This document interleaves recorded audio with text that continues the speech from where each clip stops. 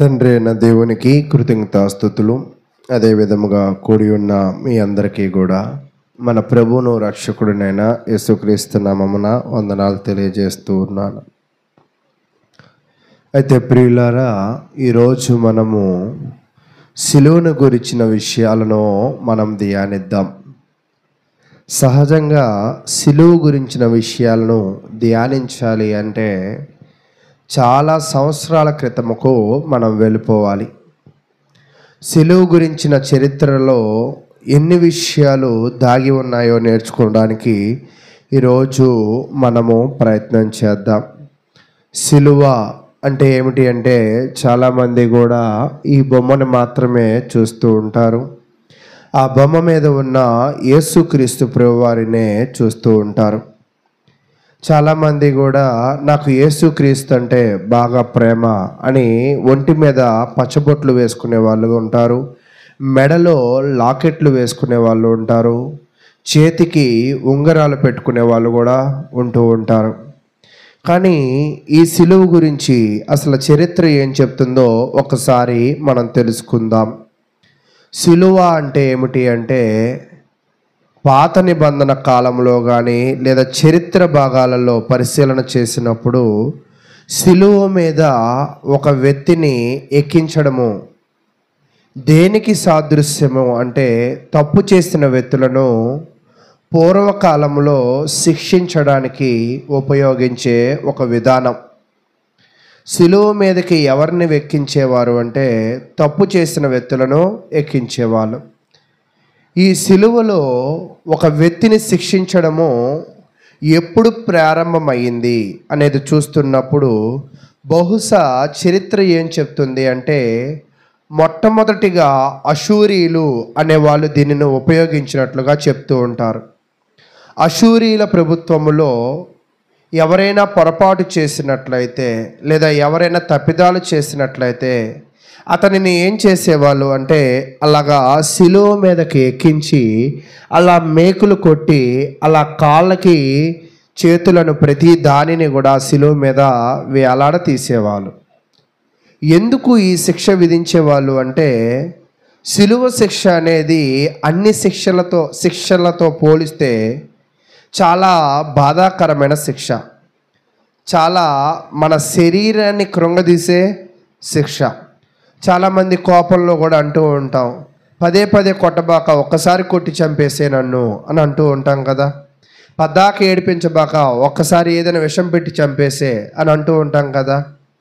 అలాగే తప్పు చేసిన వాళ్ళని ఆ ప్రభుత్వం ఏం చేసేదంటే ఇట్టే చంపేసేది కాదు. తప్పు చేసిన వ్యక్తులు ఎందుకు ఈ తప్పు నేను చేశాను, భలే పొరపాటు అయిందే, ఇంత బాధ అనుభవించడం కంటే ఆ తప్పు చేయకపోవడమే మంచిది కదా అని అనుకునే విధముగా అశూరీలు బహుశా ఈ శిక్షను అమలు చేసినట్లుగా చరిత్ర అయితే చెప్తుంది.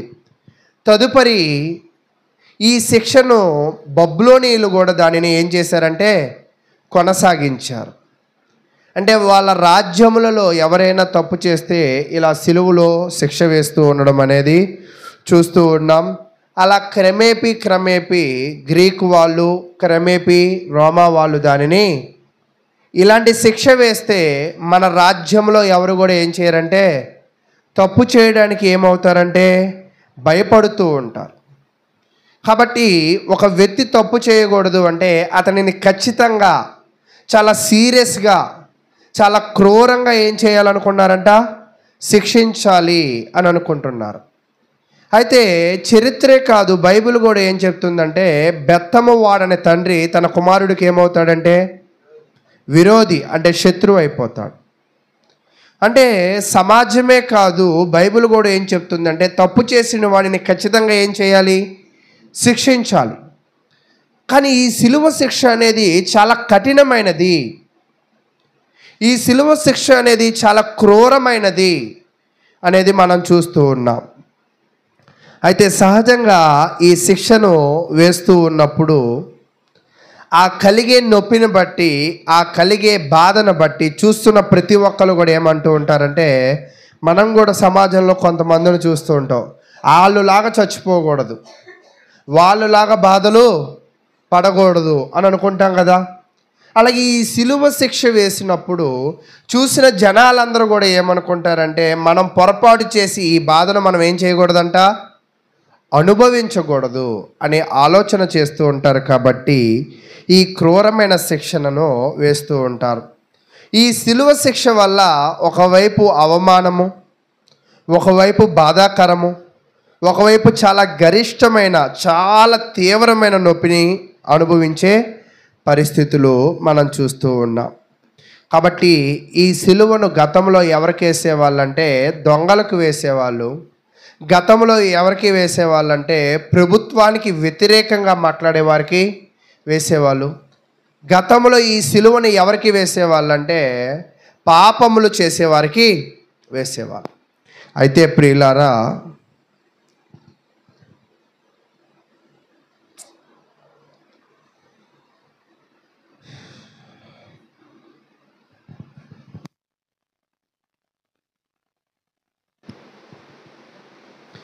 ప్రియులారా, ఇప్పటి సమాజంలో ఈ సిలువ ఎవరికి వేస్తున్నారు, ఎవరు వేసుకుంటున్నారంటే ఈ సిలువ క్రైస్తవులు వేసుకుంటున్నారు.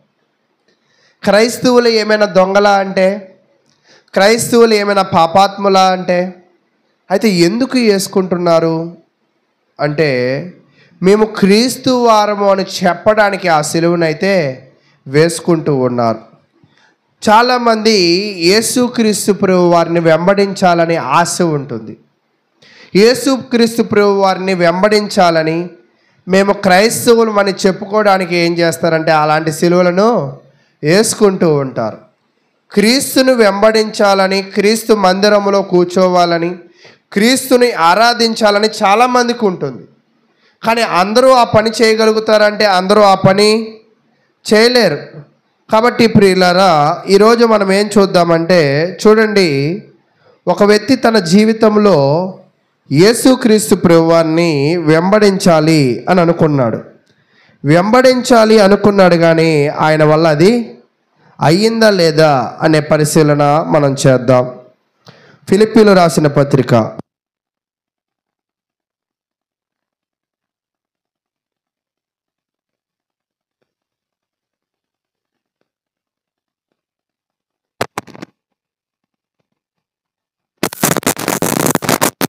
ఫిలిప్పీలు రాసిన పత్రిక మీరు బైబిల్లో పరిశీలన చేసినప్పుడు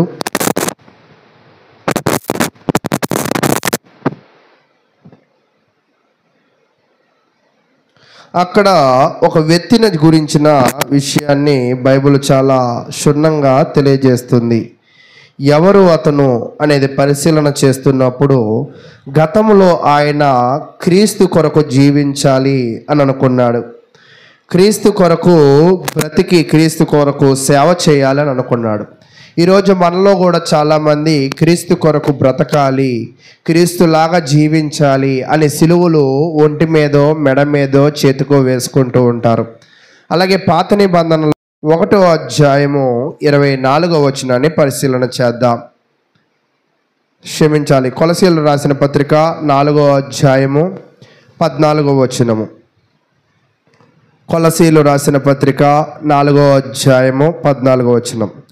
లూకా అను ప్రియుడైన వైద్యుడును దేమాయు మీకు వందనములు చెప్పుచున్నారు. ఇక్కడ ఎవరి గురించి నేను చెప్పాలనుకుంటున్నానంటే దేమా అనే వ్యక్తి గురించి చెప్పాలనుకుంటున్నా.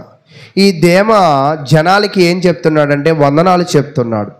వందనాలు చెప్తున్నాడంటే ఇతను క్రీస్తుని గురించిన అవగాహన ఉన్నవాడే.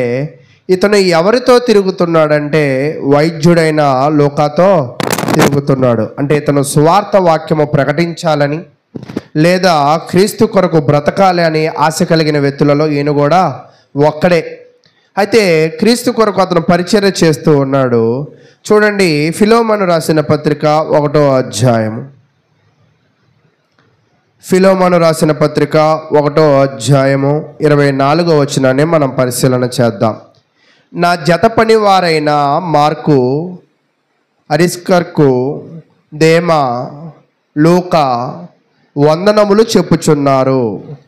అంటే ఇక్కడ కూడా ఏం చెప్తున్నాడంటే క్రీస్తు జత పనివారు, అంటే యేసు క్రీస్తు కొరకు పని చేయాలనుకుని క్రీస్తు కొరకు బ్రతకాలనుకున్న వ్యక్తులలో దేమ ఇక్కడ కూడా కనపడుతున్నాడు. ఈ రెండు భాగాల్లో కనపడ్డ దేమ మనకి ఎలా కనపడ్డాడంటే ఒక క్రైస్తవుడిగా కనపడ్డాడు, ఒక సువార్త పని చేసేవాడిగా కనపడ్డాడు, ఒక విశ్వాసిగా కనపడ్డాడు, అంతేనా? కానీ మూడో ఒక వచనాన్ని కొత్త నిబంధనలో తెలియజేస్తున్నాడు. ఇప్పుడు దేమ ఎలా అయిపోయాడంటే 2 తిమోతికి రాసిన పత్రిక 4వ అధ్యాయం, 2 తిమోతికి రాసిన పత్రిక 4వ అధ్యాయము 10వ వచనాన్ని మనం పరిశీలన చేద్దాం. ఇహలోకమును స్నేహించి నన్ను విడిచి, ఇంతకుముందు ఎవరిని వెంబడించాలనుకున్నాడు? క్రీస్తును వెంబడించాలనుకున్నాడు, క్రీస్తు కొరకు బ్రతకాలనుకున్నాడు, క్రీస్తును ప్రకటించాలనుకున్నాడు. కానీ ఇప్పుడు మాత్రం తన ప్రవర్తన ఏమైపోయిందంట? దేనిని స్నేహించాడంట? దేమ ఇహలోకమును స్నేహించి నన్ను విడిచి, అంటే ఇప్పుడు క్రైస్తవ జీవితాన్ని అతను విడిచిపెట్టాడు, క్రైస్తవ సహోదరులను కూడా విడిచిపెట్టాడు. ఇక్కడ నేనేం చెప్పాలనుకుంటున్నానంటే మన జీవితంలో కూడా క్రైస్తవులుగా బ్రతకాలని చాలా ఆశ ఉండవచ్చు, క్రీస్తు సువార్త ప్రకటించాలన్న మనసు నీలో కూడా ఉండవచ్చు. ఈ రెండు కూడా అభివృద్ధి పొందాలి అంటే నీ సహవాసం ఎవరితో ఉండాలి అంటే క్రైస్తవులతో బాగా ఉండాలి, దేవుని వాక్యమును బాగా వినేవారిగా ఉండాలి.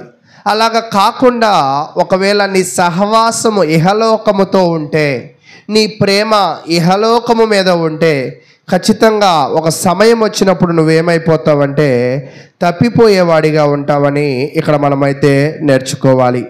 కాబట్టి ప్రియులారా, ఈరోజు నేనేం చెప్పాలనుకుంటున్నానంటే నువ్వు క్రైస్తవులుగా బ్రతకాలి అని నువ్వు ఆశపడినట్లయితే నువ్వు క్రీస్తు సంబంధికులతో తిరగాలి. నువ్వు క్రైస్తవుడిగా బ్రతకాలి అంటే క్రీస్తు సువార్తను వినాలి. నువ్వు క్రైస్తవుడిగా బ్రతకాలి అంటే క్రీస్తు యొక్క సంఘములలో జీవించేవాడిగా ఉండాలి అని తెలియజేస్తూ ఉన్నాను. అయితే ప్రియులారా, మనము ఒక విషయాన్ని పరిశీలన చేద్దాం. కాసేపు యేసుక్రీస్తు ప్రభు వారి యొక్క జీవితాన్ని మనం పరిశీలన చేద్దాం. ఆయన జీవితంలో ఆయన ఎలా బ్రతికాడు అనేది చూద్దాం. రోమీలు రాసిన పత్రిక 15వ అధ్యాయం, రోమీలు రాసిన పత్రిక 15వ అధ్యాయము 3వ వచనాన్ని మనం పరిశీలన చేద్దాం. రోమీలు రాసిన పత్రిక 15వ అధ్యాయము 3వ వచనం. క్రీస్తు కూడా తన్ను తాను సంతోషపరుచుకొనలేదు కానీ నిన్ను నిందించు వారి నిందలు నా మీద పడెను అని రాయబడినట్లు ఆయనకు సంభవించను. అంటే యేసుక్రీస్తు ప్రభు వారి కాలంలో కూడా యేసుక్రీస్తు దేవుని కొరకు బ్రతకాలనుకున్నాడు. దేవుని కొరకు బ్రతకాలనుకున్నాడు కాబట్టి ఎవరిని మాత్రమే సంతోషపరచాలనుకున్నాడు? దేవునిని మాత్రమే సంతోషపరచాలనుకున్నాడు. కానీ దేమ తన జీవితంలో దేవుని కొరకు బ్రతకాలనుకున్నాడు కానీ ఎవరిని సంతోషపరచాలనుకోవట్లేదు?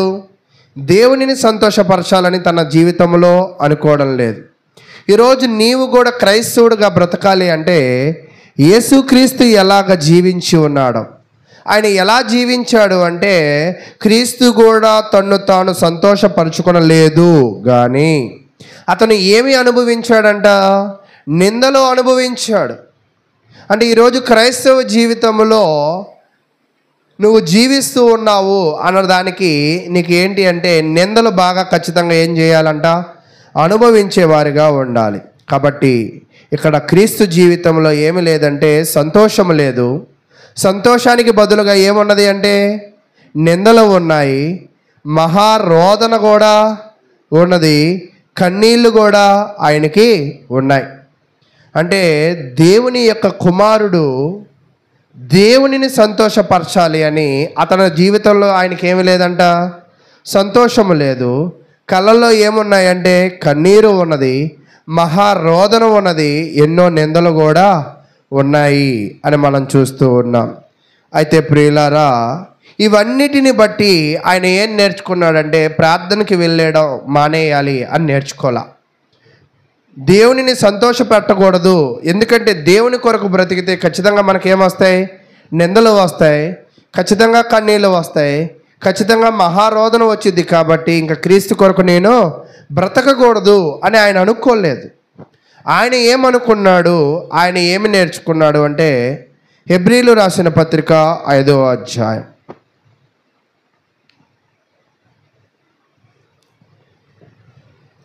హెబ్రీలు రాసిన పత్రిక 5వ అధ్యాయము 7వ వచనాన్ని పరిశీలన చేద్దాం. శరీరధారి అయి ఉన్న దినములలో మహారోదనముతోనూ కన్నీళ్లతోనూ తన్ను మరణము నుండి రక్షింపగలవానికి, అంటే యేసుక్రీస్తు ప్రభువారు మనలాంటి శరీరము ఉన్నప్పుడు, మనలాంటి అవయవాలు ఉన్నప్పుడు ఆయన జీవితంలో ఏమున్నాయంట? మహారోదన ఉన్నది. రోదన అంటే రోదన కాదు, ఇక్కడ మహారోదన ఉన్నది అని చెప్తున్నాడు.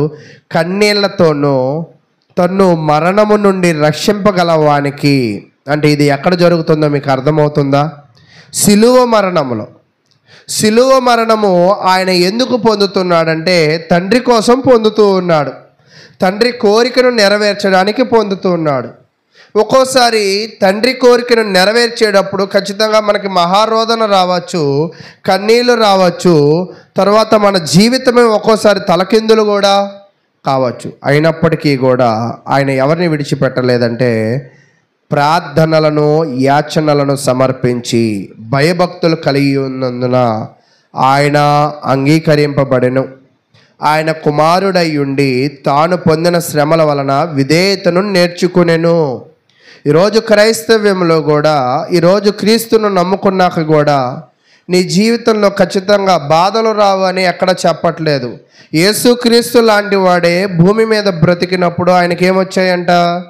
మహారోదన వచ్చింది, కన్నీళ్ళు వచ్చాయి, ఎన్నో ఇబ్బందులు ఆయన ఖచ్చితంగా పడినట్లుగా, ఎన్నో నిందలు అనుభవించినట్లుగా కూడా మనం చూస్తూ ఉన్నాం.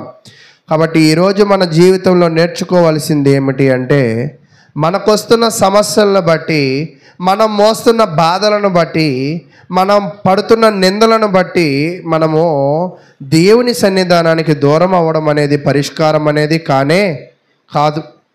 కానీ మనం ఏం చేయాలి అంటే వీటి అన్నిటి నుంచి తప్పించగలిగిన వాడు ఎవరంట? దేవుడే అని నమ్మి ఆయనకి ఏం చేయాలంటే ప్రార్థనలు అనేది, యాచనలను మనము చేసేవారిగా, భయభక్తులను కనపరిచేవాడిగా ఉండాలని దేవుని వాక్యం అయితే తెలియజేస్తూ ఉంది. కాబట్టి 1 కొరింథీ 10వ అధ్యాయం 11వ వచనాన్ని పరిశీలన చేద్దాం. 1 కొరింథీ 10వ అధ్యాయము 11వ వచనం. ఈ సంగతులు దృష్టాంతములుగా వారికి సంభవించి యుగాంతమందున్న మనకు బుద్ధి కలుగుటకై రాయబడెను. ఎందుకు యేసుక్రీస్తు గురించి నేర్చుకోవాలి? ఎందుకు ఆయన శిలువ మరణం గురించి నేర్చుకోవాలి అంటే ఆయన ఎన్నో బాధలు అనుభవించినప్పటికీ కూడా ఆయన దేవునిని ఏం చేయలేదంట? విడిచిపెట్టలేదు. ఆయన కన్నీళ్లతో ఉన్నప్పుడు కూడా విడిచిపెట్టలేదు. మహారోదనతో ఉన్నప్పుడు కూడా ఆయన దేవుణ్ణి విడిచిపెట్టలేదు. క్రైస్తవులుగా ఉన్న మనము కూడా మన జీవితంలో వీటిని ఎందుకు నేర్చుకోవాలి అంటే మన జీవితంలో కూడా, శరీరధారిగా ఉన్న నీ జీవితంలో కూడా ఎన్నో బాధలు ఖచ్చితంగా వస్తాయి. వచ్చినంత మాత్రాన ప్రార్థనను విడిచిపెట్టడము, ప్రార్థన చేసుకోకపోవడము, బైబిల్ చదువుకోకపోవడము అది పరిష్కారం అయితే కాదు. అయితే కింద చెప్తున్నాడు, తాను నిలుచున్నానని తలంచుకున్నవాడు పడకుండానట్లు జాగ్రత్తగా చూచుకొనవలెను.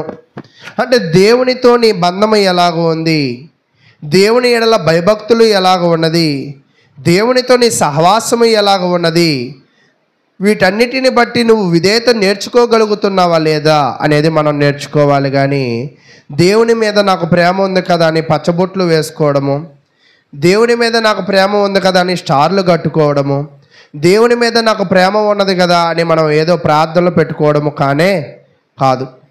దేవుని మీద నీకు ప్రేమ ఉండినట్లయితే దేవుని కొరకు వస్తున్న ప్రతి యొక్క బాధలను, మహారోదనను తట్టుకుని విధేయతను ఖచ్చితంగా నేర్చుకుని ఆయనకు దగ్గర కావాల్సిన వ్యక్తులై ఉన్నారు. కాబట్టి యేసుక్రీస్తు ప్రభువారి సిలువ నుంచి మనం ఏం నేర్చుకోవాలి? సిలువను తలుచుకోవాలి. ఎలా తలుచుకోవాలి? ఇంటి మీదో, ఒంటి మీదో, ఇంటి లోపల సిలువను తలుచుకోవడం, పెట్టుకోవడం కాదు. యేసుక్రీస్తు ప్రభువారి సిలువను తలుచుకున్నప్పుడు కూడా మనం నేర్చుకోవాల్సిన విషయాలు ఏమిటి అంటే, యేసుక్రీస్తు ప్రభువారు సిలువ వేయబడినప్పుడు చేయని తప్పుకి ఆయన ఏమయ్యాడంటే సిలువ వేయబడ్డాడు. ఈరోజు నీవు కూడా చేయని తప్పుకి ఎప్పుడైనా నిందలు వచ్చినప్పుడు వాటిని కూడా ఏం చేయాలంట? తట్టుకోవాలి, ఓర్చుకోవాలి. తర్వాత ఎంతో భారమైన అవమానమైనప్పటికీ కూడా తండ్రి కోసం దానిని ఏం చేశాడంటే తట్టుకున్నట్లుగా మనం చూస్తూ ఉన్నాం. కాబట్టి రెండో పాయింట్ ఏంటంటే అవమానాలని తట్టుకున్నాడు. అనేక మంది యేసుక్రీస్తు ప్రభువారు సిలువ వేసుకున్నప్పుడు పిడిగుద్దులు గుద్దిన వాళ్ళు ఉన్నారు, ఉమ్ము వేసిన వారు ఉన్నారు. ఆ అవమానాన్ని ఆయన తండ్రి కోసం ఏం చేశాడంటే తట్టుకున్నాడు. తర్వాత ఆయన బాధను కూడా ఎలా స్వీకరించాడంటే ప్రేమతో స్వీకరించాడు. అంటే యేసుక్రీస్తు ప్రభువారు సిలువ వేయబడతారు, అది చాలా అవమానకరమైనది, చాలా బాధాకరమైనది. చేయని తప్పుకి మనము అనుభవిస్తామని తెలిసినప్పటికీ కూడా దానిని ఏం చేశాడంటే ప్రేమతో స్వీకరించాడు. ఈరోజు మన జీవితంలో కూడా చేయని తప్పుకి నిందలు వస్తాయి, అవమానాలు వస్తాయి. వాటిని కూడా మనం ఏం చేయాలంటే ప్రేమతో స్వీకరించే వ్యక్తిగా ఉండాలి. అయితే నాలుగో పాయింట్ ఏంటంటే తన కష్టము అనేకులకు రక్షణగా మార్చిన వాడు ఎవరు? యేసుక్రీస్తు ప్రభువారు. సిలువ చేయని తప్పుకి ఎక్కాడు, అవమానాలు చేయని తప్పుకి అవమానింపబడ్డాడు, వాటిని ప్రేమతో స్వీకరించాడు. తన కష్టమును తన బాధను అనేకులకు ఎలా మార్చాడంట? రక్షణగా మార్చాడు. కాబట్టి ప్రియులారా, ఈరోజు నీ జీవితం ఎలా ఉందో పరిశీలన చేసుకో. ఈరోజు నీ జీవితంలో నువ్వు ఎలా బ్రతకాలని నిర్ణయించుకుంటున్నావో పరిశీలన చేసుకో. ఒకవేళ అలా పరిశీలన నువ్వు చేసుకోగలిగినట్లయితే నీ జీవితాన్ని దేవుడు దీవించేవాడిగా ఉంటాడు. చూడండి, మనందరికీ అర్థమవడానికి ఒక విషయాన్ని ఆయన తెలియజేస్తున్నాడు.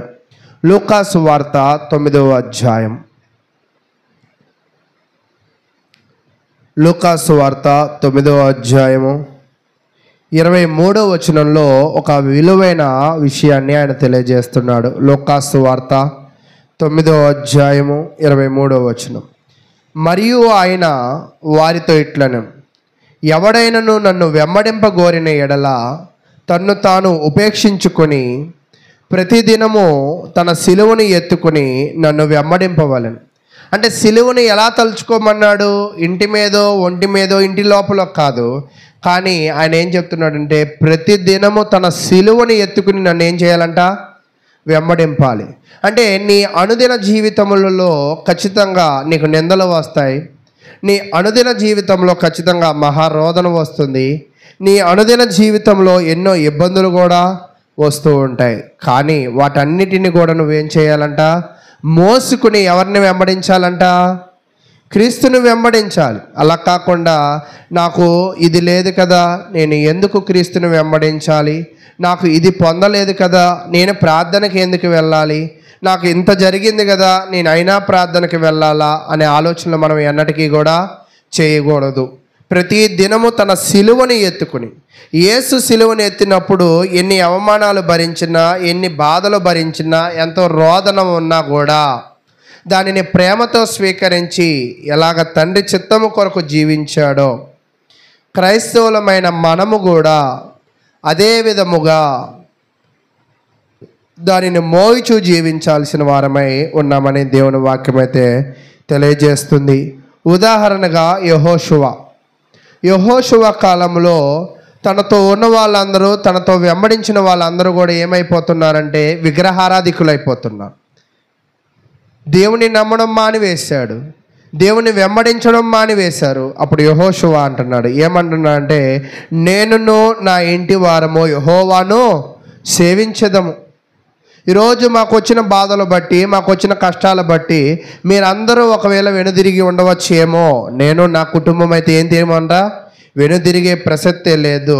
ఖచ్చితంగా దేవునినే మేము ఏం చేస్తామంటే ఆరాధించేవారుగా ఉంటామని దేవుని వాక్యం అయితే తెలియజేస్తుంది. కాబట్టి ప్రియులారా, ఈరోజు మన జీవితంలో సిలువను ఎలా తలుచుకోవాలంటే ఏదో బొమ్మగా తలుచుకోకూడదు, ఏదో పచ్చబొట్టుగా తలుచుకోకూడదు.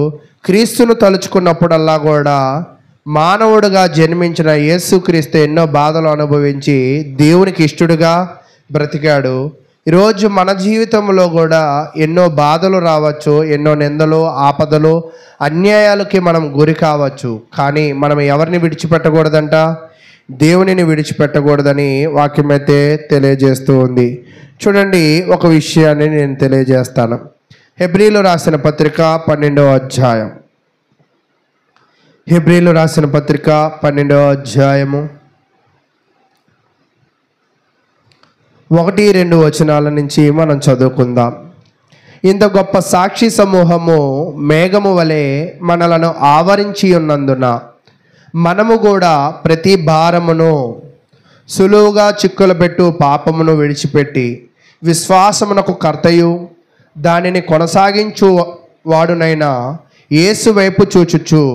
ఇక్కడ ఏం చెప్తున్నాడంటే, యేసు సిలువను ఎలాగ మోసుకుని వెళ్ళిపోయాడో, దేవునికి ఇష్టడుగా ఎలా జీవించాడో, ఆ చేయని పాపానికి శిక్ష విధింపబడ్డాడు, మహారోదనలను అవమానాలను భరించాడు, ప్రేమతో వాటిని స్వీకరించాడు, తర్వాత తను కలిగిన బాధను అనేకులకు రక్షణగా మార్చాడు. అలాగే మన జీవితంలో కూడా ఎన్నో ఇలాంటివి వస్తూ ఉంటాయి.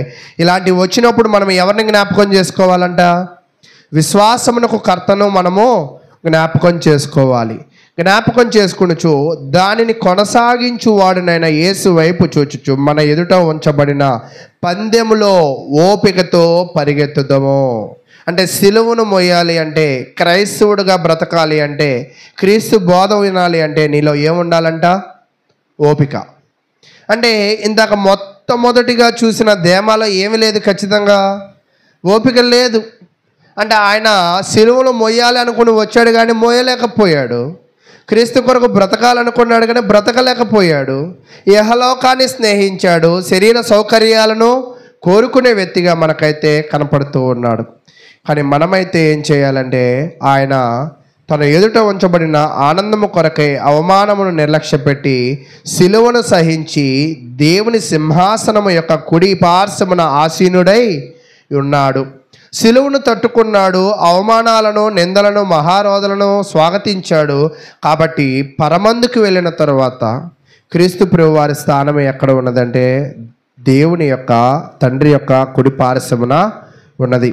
కాబట్టి ఈరోజు మనము కూడా ఆయనకు విధేయుడిగా ఉండాలి, అవమానాలను నిర్లక్ష్య పెట్టాలి, సిలువను సహించాలి. అప్పుడు మనకి కూడా దేవుని యొద్ద స్థానము దొరుకుతుంది. చాలామంది క్రీస్తుకి శిష్యులుగా ఉండాలని ఇష్టపడతారు, చాలామంది క్రైస్తవులుగా జీవించాలని ఇష్టపడతారు. కానీ ఈ లోకంలో వస్తున్న ఇబ్బందుల వల్ల వాళ్ళు ఏమైపోతారంటే అక్కడ ఆగిపోతూ ఉంటారు. మన విశ్వాసంలో ముందుకు వెళుతున్నప్పుడు సాతానుడు ఏం చేస్తాడంటే, మనల్ని ఎక్కడ కొడితే మనం ఆగిపోతామో, మన విశ్వాసము చెదిరిపోతుందో అక్కడ మనకి ఏం చేస్తాడంటే బలహీనపరుస్తాడు. అయినప్పటికీ కూడా అప్పుడు మనం ఎవరిని చూడాలంటే యేసుక్రీస్తు ప్రభు వారిని చూడాలి. చాలామంది అంటాం, వాడిని చూసి బుద్ధి తెచ్చుకో, వీళ్ళని చూసి బుద్ధి తెచ్చుకో అని. ఈరోజు క్రైస్తవ్యంలో కూడా 1 కొరింథీ రాసిన పత్రికలో చెప్పినట్లుగా మనకి బైబిల్ ఎందుకు రాయబడింది అంటే, మన ముందు ఉన్న వాళ్ళు చేసిన పనులు చూసి బుద్ధి తెచ్చుకోవడానికైతే మనకి రాయబడిందని తెలియజేస్తూ, ఎంతో ఓపికగా విన్న మీ అందరికీ కూడా ప్రభు నామమున వందనాలు తెలియజేస్తూ ఉన్నాను.